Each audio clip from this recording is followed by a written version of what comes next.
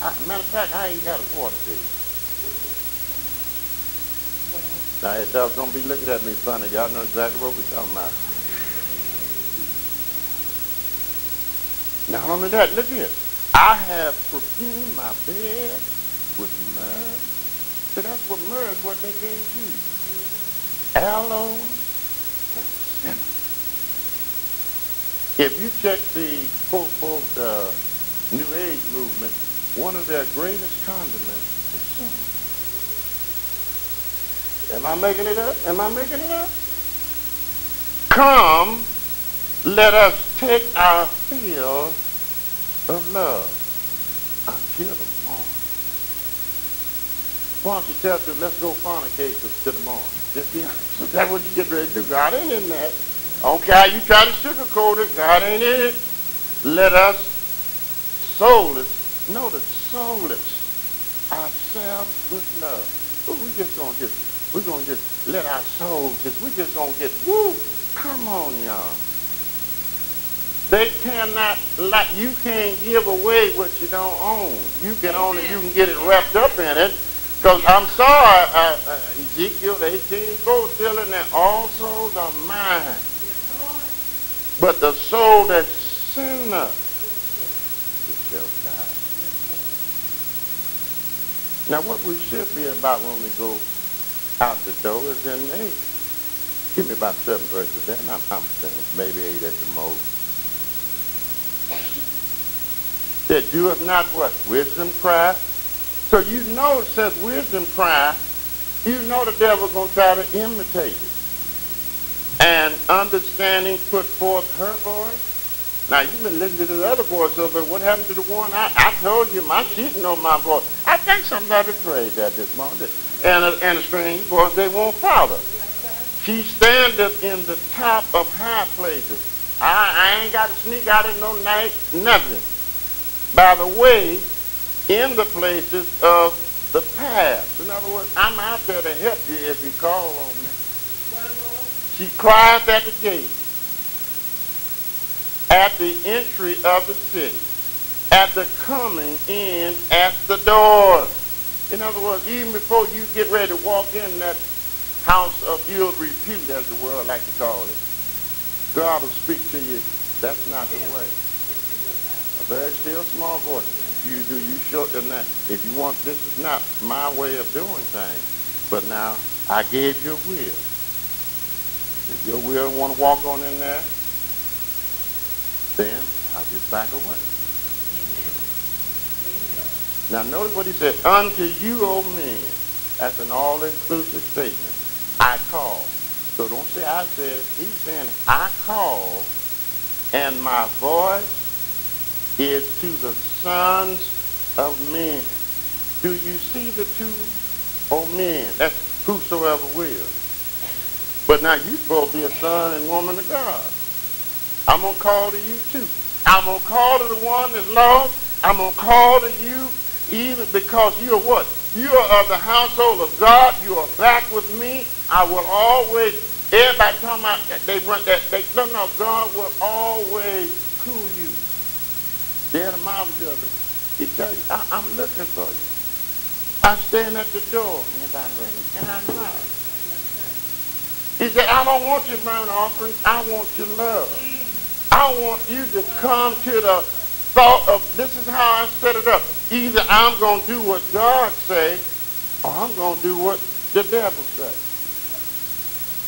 When you choose me, oh God, what joy you'll have. Oh, it'll replay in your mind. Man, I could have, whatever. It ain't worth it. Better than now.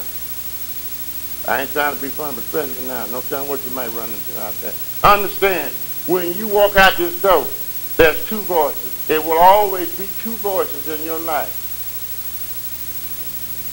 Right or wrong. Can I make it down where we can just it's either right or it's wrong. You can go on with the wrong if you want to. There's a price. God said, my blessing, they don't have no hardship with it. Well, we'll get book on that in a minute. I'm about through with this. Now, oh, you simple. Understand wisdom. and you fools, be ye an understanding heart. Who's he crying to both of us? See, you live such a simple life. Why? Because you're an obedient child. You understand what I'm saying? This is why he said a child will lead you. Your child may rebel a little bit, but when the hammer time comes down and some dog or something coming at them and they're upset, what's the first hand they're going to grab? They're going to grab yours. And they expect you to protect them. How much more does God will do for us? Plus, you didn't tell her, can't nothing pluck you out of my hand anyway. But it's up to you, baby. You can do whatever your heart leads you.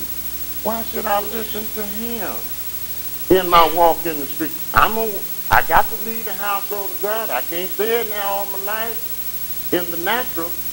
But positionally, I'm always there. Because he said, you are seated. Some of y'all know you sit around here, right down here. Your gluteus maximus right on them benches. But God said you're also seated in heavenly places, what? With Christ Jesus. Because what? Your foundation, everything are built together by Christ. Has nothing to do with you. Now listen. Here, for I will speak of excellent things. That's so cool. And the opening of my lips shall be right time. And mercy. Last verse. I want y'all to continue to read that.